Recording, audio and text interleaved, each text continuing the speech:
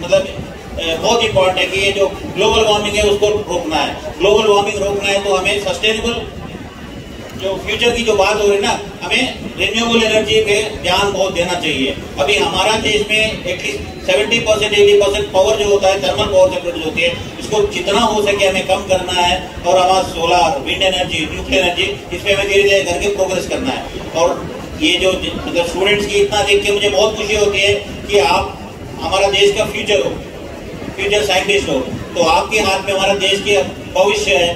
तो मैं ये एहसास के साथ रह सकता हूँ कि आप इतना साइंस में इतना इंटरेस्ट मुझे दिखाया, तो आगे जाके सस्टेनेबल फ्यूचर में हमारा देश बहुत आगे जाएगा। एंड जैसे हमारा जो प्राइम मिनिस्टर भी बोलते हैं कि 2047 तक भारत एक विकसित देश बनना चाहिए, मुझे यकीन है, यकीन क्या 100% गारंटी है कि आप सब लोग मिलकर ऐसा काम करेंगे और स्टूडेंट्स के अंदर ये चेतना जो है, ऊर्जा जिसको रखेंगे, और तो डेफिनेटली हम लोग विकसित भारत की ओर जा सकते हैं। और मैं extremely I am thankful to all the teachers, because मेरे टीचर जो मुझे पढ़ाए अभी तक है नहीं, तो टीचर सब मैं जहाँ आंध्र, हैदराबाद, तेलंगाना, हैदराबाद में पढ़ा हूँ वहाँ पे है, लेकिन वो टीचर ने मुझे शेप किया था ताकि मैं एक सोच आगे लेके जाऊँ। वो लोग आगे बोलते जितना क्वेश्चन पूछते हो तुम चुप रहो, तो मेरे अंदर साइंटिस्ट भी मर जाता था। तो वो लोग ने मेरे अंदर जो चेतना डाला था, वो टीचर फैकल्टी को मैं सलाम करता हूँ, क्योंकि आपके अंदर जो है वही है जो ये जो साइंस जो टेक्नोलॉजी को आगे लेके जाता है। बाकी लोग क्या करते हैं कि अंधविश्वास ये वो करके लोग पीछे खींचते हैं। साइंस टीचर एक ही है जो सोसाइटी को और साइंस को टेक्नोलॉजी को आगे लेके जाता है और जो लाइट दिखाता है। तो I really congratulate all of you and my best wishes to all of you that कि देश आगे जाके विकसित भारत की ओर जाए और हम लोग जो सस्टेनेबल फ्यूचर की सब काम करें। Thank you. अतिशय महत्त्वपूर्ण माहिती दिली। असेच आपण ऐकणार आहात काही विचारांना आणि त्यातीलच पुढील सन्माननीय गोंडी एज्युकेशन सोसायटी या शाळेचे सहसचिव आदरणीय विजय जगदाळे सर ज्ञान प्रदर्शनाच्या सांगता समारंभासाठी उपस्थित असलेले या कार्यक्रमाचे अध्यक्ष आदरणीय विजय पटवर्धन सर, त्याचप्रमाणे संस्थेचे सहसचिव विजय जगदाळे सर, मला वाटतं संस्थेमध्ये सगळेच विजय असावेत, विक्ट्री। त्याचप्रमाणे या ठिकाणी आता उपस्थित असलेले वैज्ञानिक विनय माधव सर कार्यक्रमास उपस्थित होते, परंतु काही कारणास्तव काही असल्यामुळे कार्यक्रमास पूर्ण वेळ थांबू शकले नाहीत। असे आपले सर्वांचे मार्गदर्शक आपले शिक्षक आमदार अभ्यंकर साहेब, ज्येष्ठ वैज्ञानिक जयंत जोशी सर, त्याचप्रमाणे व्यासपीठावर उपस्थित असलेले या वार्डचे समन्वयक खान सर, आरटी शाळेच्या मुख्याध्यापिका अजून झालेल्या नाहीत, होणार आहेत, चौरे मॅडम, त्याचप्रमाणे शाळवाडीच्या मुख्याध्यापिका केनी मॅडम, सर्व मुख्याध्यापक, विज्ञान शिक्षक आणि विद्यार्थी मित्रांनो, आज या ठिकाणी कार्यक्रमासाठी आल्यानंतर या शाळेत मी जेव्हा पहिल्यांदा आलो तो प्रसंग मला आठवला। मी माझ्या पहिल्या टर्म मध्ये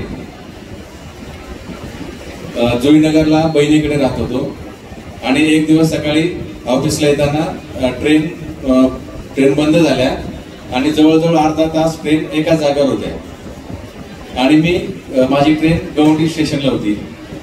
अर्धा तास झाल्यानंतर मग लोक हळूहळू उतरून जायला लागले, मी पण ट्रेन मधून उतरलो आणि या बाजूला आलो। रिक्षा काही मिळाली नाही, 10-15 मिनिट मी रिक्षासाठी वेट केला, आली का त्या अगोदरच बुक व्हायची, रिक्षा काही मिळेना आणि म्हणून मी चालत निघालो, म्हटलं पुढे गेल्यावर तरी मिळेल। मग इकडे आल्यावर मला ही शाळा दिसली आणि मी शाळेच्या आवारात समोरच्या गेट मधून आतमध्ये आलो। आतमध्ये आल्यानंतर तिथे चौरे मॅडम उभ्या होत्या आणि त्यांना वाटलं पालकच आले, तर त्या मला म्हणाले काय काम आहे, कारण मग मी त्यांना सांगितलं की असं असं झालंय। मग मॅडमने माझी व्यवस्था केली जाण्याची ऑफिसमध्ये आणि मला ऑफिसमध्ये त्यांनी पोहोच केला। आता विज्ञान प्रदर्शन आपण आरएसटी माध्यमिक विद्यालयात ठेवलं, हे ठिकाण आपण मागच्याच वर्षी ठरवलं होतं, परंतु महिन्या 2 महिन्यापासून काय झालं की ते मॅडम आमच्याकडे यायच्या, स्टाफ नाही आणि आमच्याकडे ठेवू नका साहेब, कुठेतरी ठेवा ना, दुसरीकडे ठेवा ना. मग त्यांना मी सांगितलं तुमची मुख्याध्यापक मान्यता झालेली नाही, जोपर्यंत विज्ञान प्रदर्शन घेत नाही तोपर्यंत तुमचे मुख्याध्यापक मान्यता होणार नाही. आणि मग तयार झालं विज्ञान प्रदर्शन घ्यायला. आता त्यांना मुख्याध्यापक मान्यता द्यायला काही हरकत नाही. आणि त्यांनी अत्यंत चांगल्या पद्धतीने या ठिकाणी विज्ञान प्रदर्शन संस्थेने पण खूप सहकार्य केलं. अत्यंत चांगल्या पद्धतीने विज्ञान प्रदर्शन या ठिकाणी पार पाडलं. त्यांचं मी कौतुक करतो. त्यांना इंग्रजी माध्यमाच्या मुख्याध्यापिका केनी मॅडम यांनी देखील सहकार्य केलं, त्यांच्या सर्व स्टाफने सहकार्य केलं. त्यांचे कौतुक करतो, त्यांचे आभार मानतो.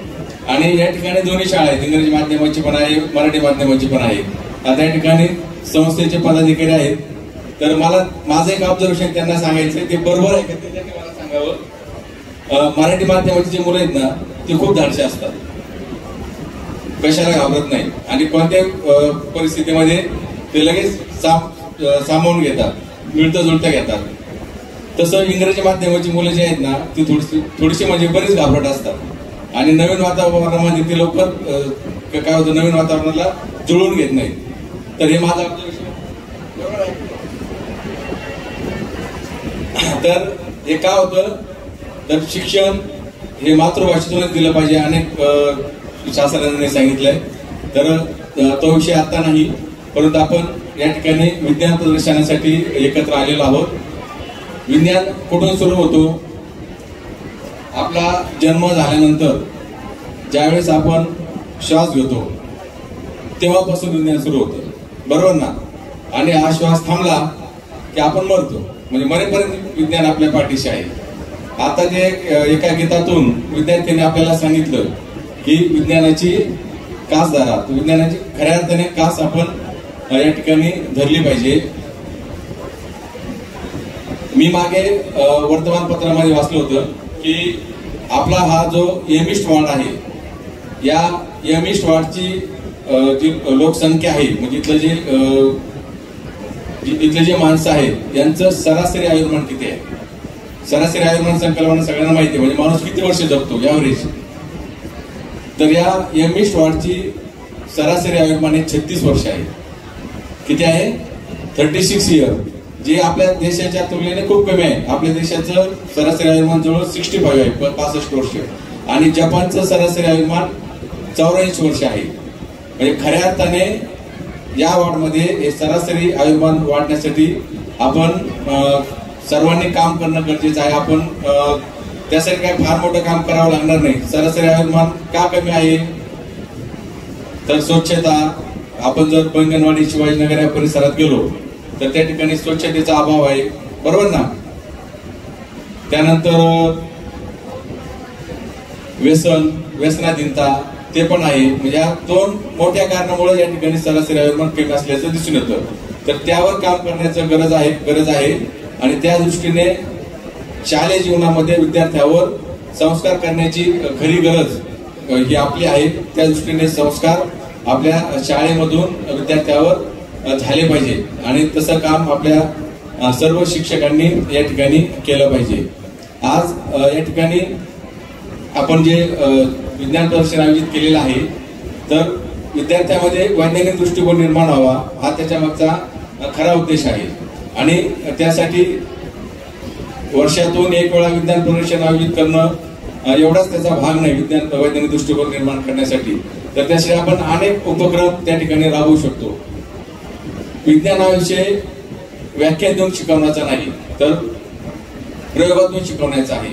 आणि म्हणून विज्ञानाला सुरुवातीला आता आपण विज्ञान 1 विज्ञान 2 असं नाव दिलेलं आहे, प्राथमिकला परिसर अभ्यास असं नाव दिलेलं आहे.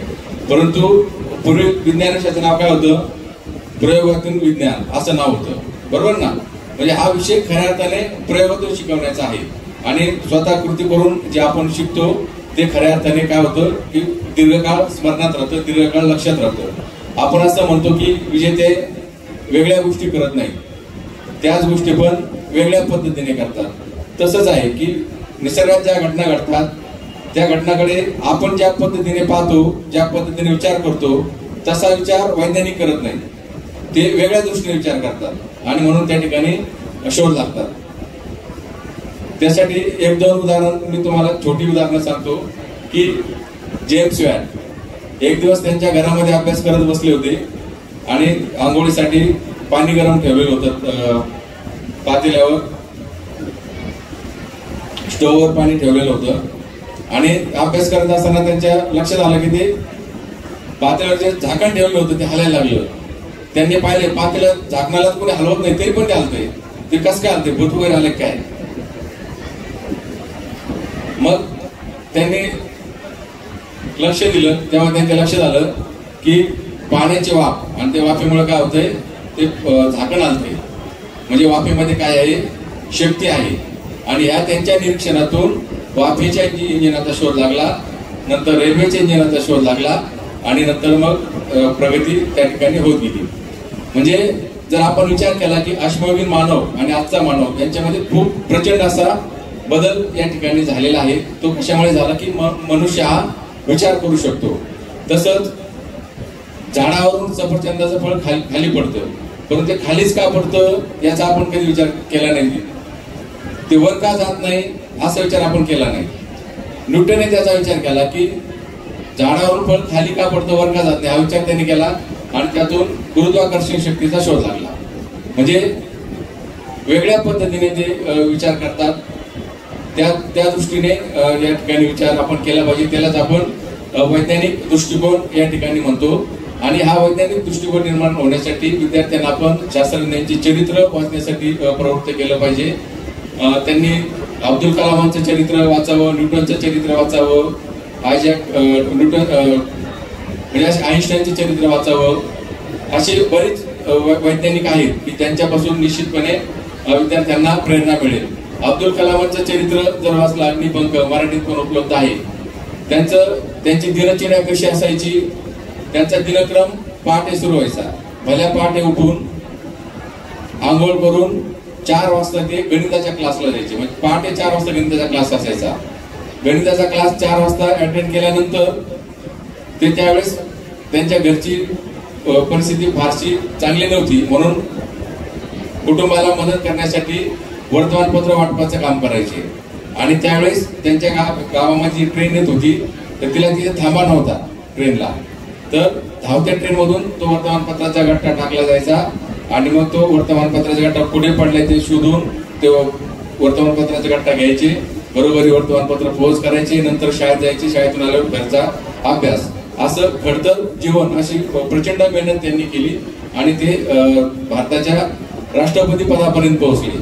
आणि हे सगळं करत असताना ते लग्न करायचेच विसरले. त्यांना एका पत्रकाराने विचारलं तुम्ही लग्न का नाही केलं, ती म्हणे हे सगळ्याचं मला लग्न करायचं लक्षच राहिलं नाही. तर इतकं पण एखाद्या कामात घडून नाही गेलं पाहिजे.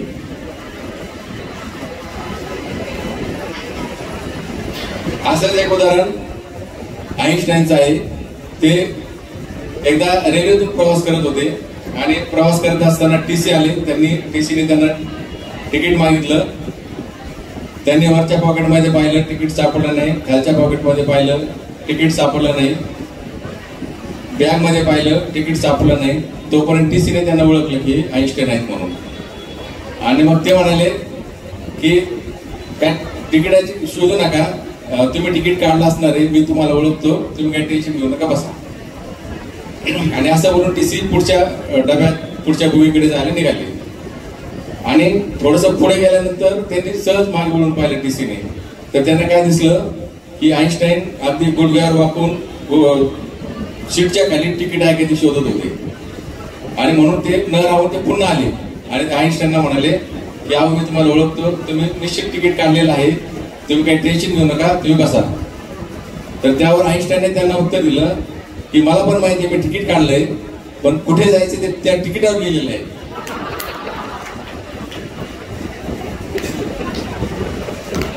म्हणजे आपण DED ला अभ्यासलं की अवधानाचे प्रकार अभ्यासले, ऐच्छिक अवधान, अनैच्छिक अवधान आणि अभ्यास अवधान. तर हे वैज्ञानिकांचं असं अभ्यास अवधान असतं. तर त्याला आपण फोकस वर्क असं म्हणतो.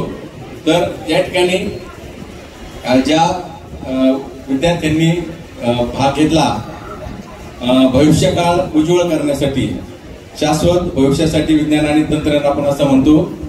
तर भविष्यकाळामध्ये आपल्याला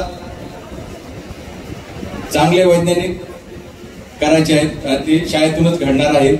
तर त्या सर्व विद्यार्थ्यांनी या ठिकाणी भाग घेतला. त्या सर्व भाग घेतलेल्या प्रदर्शनामध्ये भाग घेतलेल्या विद्यार्थ्यांचं मी कौतुक करतो, त्यांचं अभिनंदन करतो. ज्या विद्यार्थ्यांनी पुरस्कार मिळवलेत आजच्या प्रदर्शनामध्ये त्यांचंही कौतुक करतो, अभिनंदन करतो. आणि ज्या विद्यार्थ्यांना पुरस्कार मिळाले नाहीत परंतु त्यांनी भाग घेतला त्या विद्यार्थ्यांसाठी हरिवंशराव बच्चन यांचे 1-2 ओळी आपल्याला सांगतो आणि थांबतो. असफलता एक चुनौती है, इसे स्वीकार करो. क्या कमी रह गई देखो और सुधारो. जब तक सफल ना हो नींद चैन त्यागो तुम. संघर्ष का मैदान छोड़कर मत भागो तुम. कुछ किए बिना ही जय जयकार नहीं होती. कोशिश करने वालों की कभी हार नहीं होती. कोशिश करने वालों की कभी हार नहीं होती. धन्यवाद.